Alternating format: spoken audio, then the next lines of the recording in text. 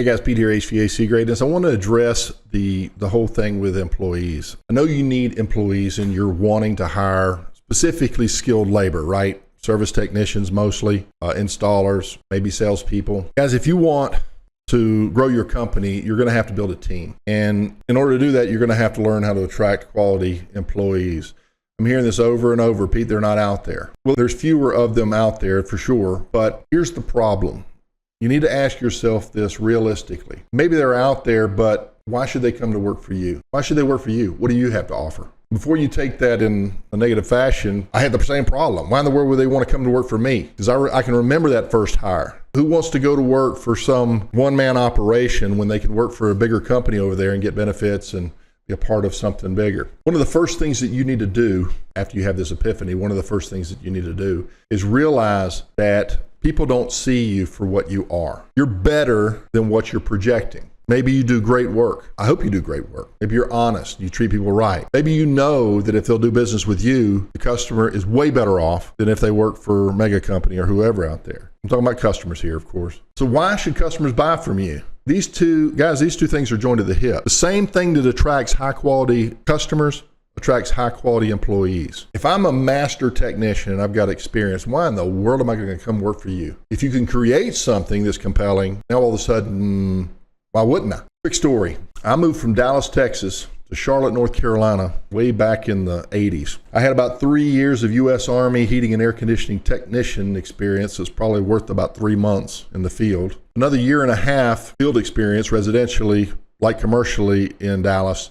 It was probably worth 3 years in the field. I wasn't a bad tech. Went back to Carolina, visit some family, brought my resume, dropped it off at a couple of supply houses, got a phone call from Carrier. Not a Carrier dealer, Carrier, United Technologies Carrier back in the day. They were looking for a chiller mechanic trainee, somebody they could start grooming. They just been awarded this big contract. They were wanting somebody to come in and run all the maintenance and then something they could build on. I went over there, interviewed, got the job, and found myself in a culture of a bunch of bitter old men. And all they did was complain about how terrible they had it at Carrier. And me being the youngest, I was 23, 24 years old, I bought into it. They said, you should go over to Train. They're hiring. There's a lot better over there. Why in the world you want to work over here? And I kept hearing this. And one of the guys recommended a company closer to where I lived, which is over in a neighboring town. And the negativity got to me and I left. Carrier had invested in a quality young technician. Their bitter culture drove that. And that was me. I was a good young technician away. And I went somewhere else for $1 more an hour.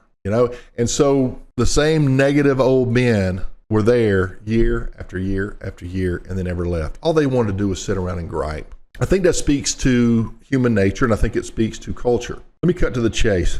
Do you really want to grow your business? You're going to have to hire people. Do you really want to grow your business? You're going to have to attract high-end customers and plenty of them. You want to do those together, you need to get that fixed. You need to be a professionally positioned company in the market. Your company wrap probably isn't good enough. Your company website probably isn't professional enough. Your organization isn't polished enough. Your procedures are not well defined enough. So as you work on these things and you start to develop something, remember, a lot of it is the way things appear. Customers see the way your company appears with that awesome wrap and that awesome website. And there's certain assumptions that are made. And on the opposite end of that spectrum, you could be the best technician in town, but if you just drive a plain old white truck or just a basic thing on the side of your van, they assume less, right? They assume that you're just a regular heating and air company, even with good word of mouth. I mean, everybody wins their loyal customer base. But to the extent that you do that, it's directly connected to your ability to communicate that naturally. Here's what you want to focus on. Follow me here. Step number 1, identify yourself as something special in the market above and beyond heating and air conditioning. Everybody else is heating and air, but you're this thing. Step number 2, professionally represent that. Professional wraps, professional uniforms, professional websites, make the investment. It's worth it. Step number 3, put processes in place to give customers consistent experience. Step number 4, identify your core values, the core values of your customers, and unify them with your team and create a culture around that. Now, what I just said, if you just let that fly right by and you didn't pay attention to that, you just missed the whole thing. That was key. It's all about culture. You don't want a bunch of bitter old men, a bunch of gripers and complainers. You don't want people that come to you just for the money because you pay more than everybody else. I know benefits are a huge part of that. People need insurance, things like that. But what I'm talking about is there are other reasons why employees are attracted to certain companies, and there's bigger reasons why they stay or why they leave. Harvard did a study, or was it Yale? Yale did a study years ago on, from a perspective, business owners, why they thought employees left, and employees, why they left. Business owners always thought it was the money. Money was like number 4. It was always things like how they were treated. It was always things like they don't listen to my advice. They felt like that they weren't a part of something. They just had a job. But if you can build a culture where people value the same thing, if you're an honest company and you're hiring somebody that's just money, money, money, you're going to get screwed. You're going to lose.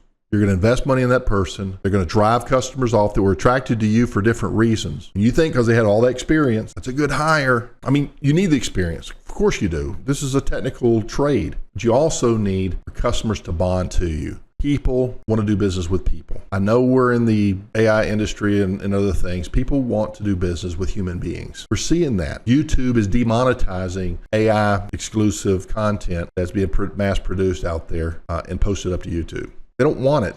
They don't want it because people don't want it. People want human beings, real people with experience. And if you come into somebody's world, into their home, and they know you, they like you, and they actually trust you, then you got a relationship. The economy can do what it wants. Your competitors can do what they want. They can run their promotions. As long as you treat them right and you're fair, they're not going to go anywhere. Neither are your employees. It's one thing to keep them. It's another thing to attract them. You got to attract them first. Of course, you got to keep them. But if you do it based on the right culture, you're going to build something that people are attracted to. They'll search you out. It all starts with doing the work. You got to do the work. You got to build something that people want to be a part of. Just thinking about that, I wanted to share it. Pete Ramsey here, HVAC Greatness. Go out there and build something. Talk to you later. Bye-bye.